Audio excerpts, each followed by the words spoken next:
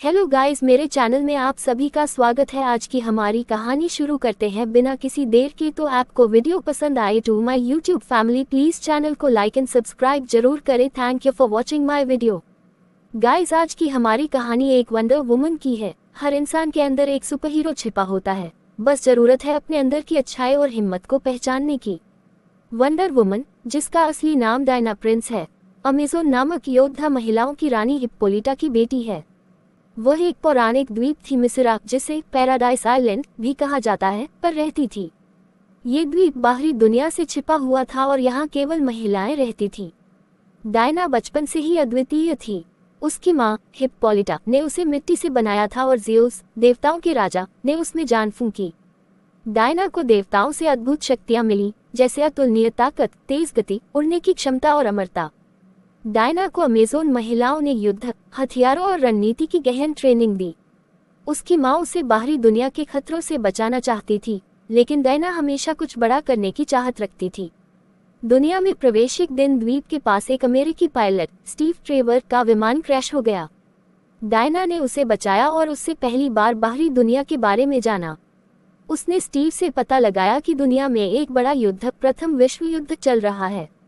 Diana ने इसे आरिस, युद्ध के देवता, का काम समझा। उसने आरिस को हराने और दुनिया में शांति लाने का फैसला किया। सुपरहीरो बनने की यात्रा डायना अपनी मां की इच्छा के विरुद्ध स्टीव के साथ दुनिया में चली गई।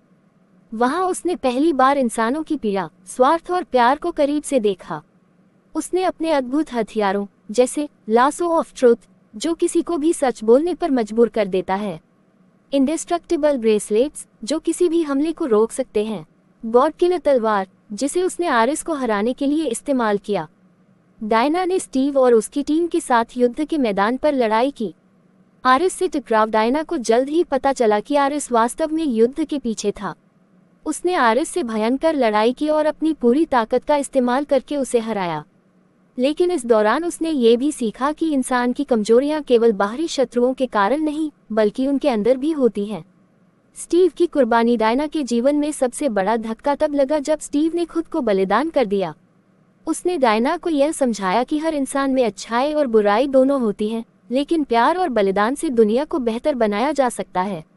वंडर वुमन का उद्देश्य स्टीव की कुर्बानी के बाद डायना ने ठाना कि वह अपने जीवन को मानवता की सेवा में लगाएगी।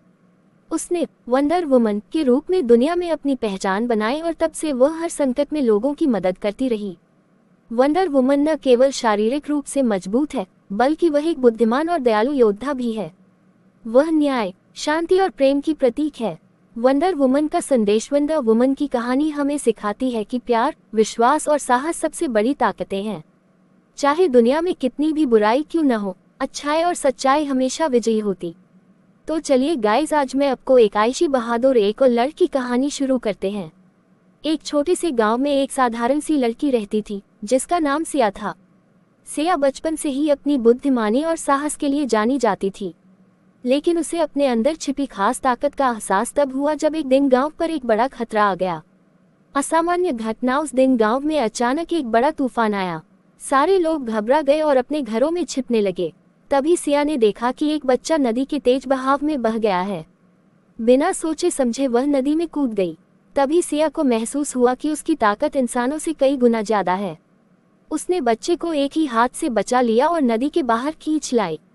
ताकत का राज, उस दिन के बाद सिया को समझ आया कि उसके पास सिर्फ ताकत ही नहीं, बल्कि हवा से तेज दौड़ने, आग से बचने और बड़ी ऊंचाई तक उड़ने की शक्ति भी है।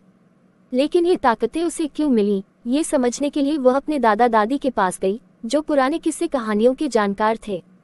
दादा ने बताया कि सिया के पूर्वजों को शक्तिशिला नाम की एक पवित्र पत्थर से ऊर्जा मिली थी।